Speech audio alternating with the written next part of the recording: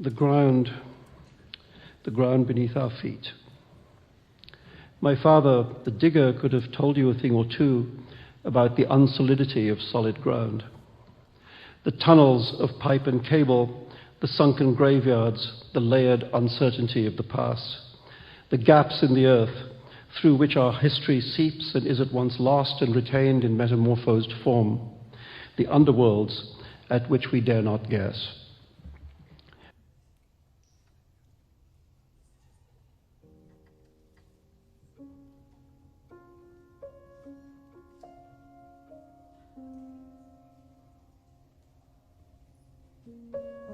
We find ground on which to make our stand. In India, that place obsessed by place, belonging to your place, knowing your place, we are mostly given that territory. And that's that, no arguments, get on with it. But Ormus and Veena and I, we couldn't accept that. We came loose. Among the great struggles of man, good, evil, reason, unreason, etc., there is also this mighty conflict between the fantasy of home and the fantasy of away, the dream of roots and the mirage of the journey. And if you are Ormus Kama, if you are Veena Apsara, whose songs could cross all frontiers, even the frontiers of people's hearts, then perhaps you believed all ground could be skipped over, all frontiers would crumble before the sorcery of the tune. Off you'd go, off your turf, beyond family and clan and nation and race, flying untouchably over the minefields of taboo until you stood at last at the last gateway, the most forbidden of all doors, where your blood sings in your ears. Don't even think about it. And you think about it. You cross that final frontier, and perhaps, we'll see how the tale works out. You have finally gone too far and are destroyed. At the frontier of the skin. They made a song about it, as they did about everything. You remember it. You remember the nasal elongation of his phrasing, and above and behind him, the high purity of her words. You remember his words, her words. If you remember the music, the words are impossible to forget. At the frontier of the skin, no dogs patrol. That was it. At the frontier of the skin, where I end and you begin, where I cross from sin to sin, abandon hope and enter in and lose my soul. At the frontier of the skin, no guards patrol. Yeah, but there was a second verse. At the frontier of the skin, mad dogs patrol. At the frontier of the skin, where they kill to keep you in, where you must not slip your skin or change your role. You can't pass out, I can't pass in. You must end as you begin or lose your soul. At the frontier of the skin, armed guards patrol. Veena Apsara, the beautiful, the dead. Her very name, too good for this world. Veena, the Indian lyre. Apsara, from Apsaras, a swan-like water nymph. In Western terms, a naiad, not a dryad.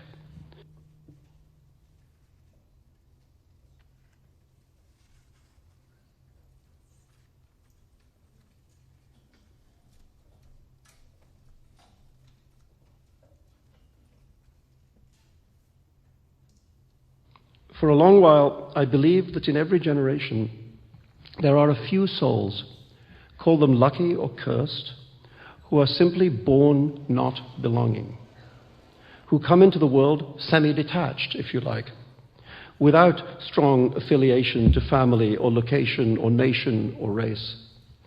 That there may even be millions, billions of such souls, as many non-belongers as belongers, perhaps. That in some, the phenomenon may be as natural a manifestation of human nature as its opposite, but one that has been mostly frustrated throughout human history by lack of opportunity. And not only by that, for those who value stability, who fear transience, uncertainty, change, have erected a powerful system of stigmas and taboos against rootlessness, that disruptive antisocial force, so that we mostly conform. We pretend to be motivated by loyalties and solidarities we do not really feel. We hide our secret identities beneath the false skins of those identities which bear the belonger's seal of approval.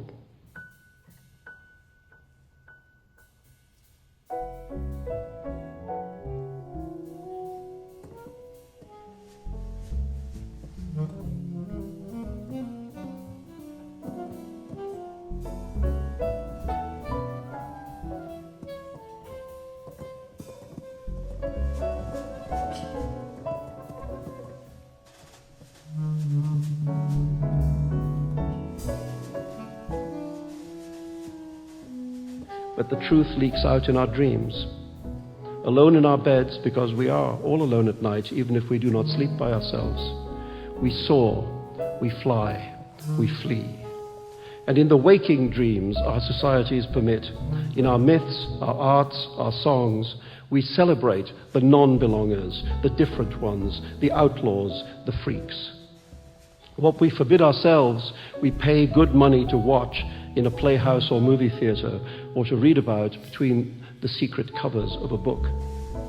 Our libraries, our palaces of entertainment tell the truth.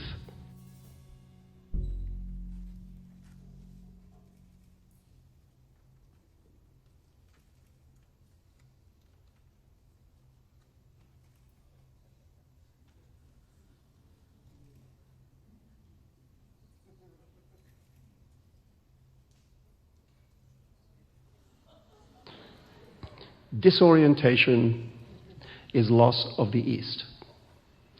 Ask any navigator, the East is what you sail by.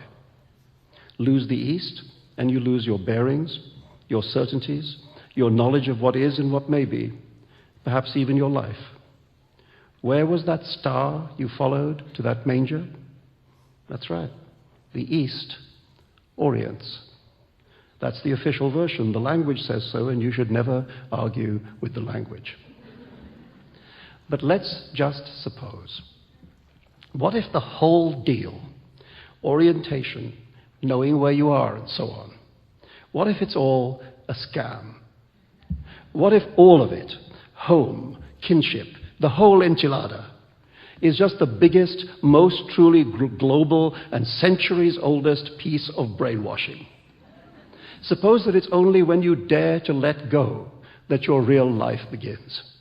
When you're whirling free of the mothership, when you cut your ropes, slip your chain, step off the map, go absent without leave, scram, vamoose, whatever. Suppose that it's then, and only then, that you're actually free to act, to lead the life nobody tells you how to live, or when, or why, in which nobody orders you to go forth and die for them, or for God, or comes to get you because you broke one of the rules, or because you're one of those people who are, for reasons which unfortunately you can't be given, simply not allowed. Suppose you've got to go through the feeling of being lost into the chaos and beyond. You've got to accept the loneliness, the wild panic of losing your moorings, the vertiginous terror of the horizon spinning round and round like the edge of a coin tossed in the air. You won't do it. Most of you won't do it. The world's head laundry is pretty good at washing brains. Don't jump off that cliff, don't walk through that door, don't step into that waterfall, don't take that chance, don't step across that line, don't ruffle my sensitivities. I'm warning you now, don't make me mad. You're doing it, you're making me mad. But just imagine you did it. You stepped off the edge of the earth, or through the fatal waterfall, and there it was, the magic valley at the end of the universe. The blessed kingdom of the air. Great music everywhere. You breathe the music in and out. It's your element now. It feels better than belonging in your lungs.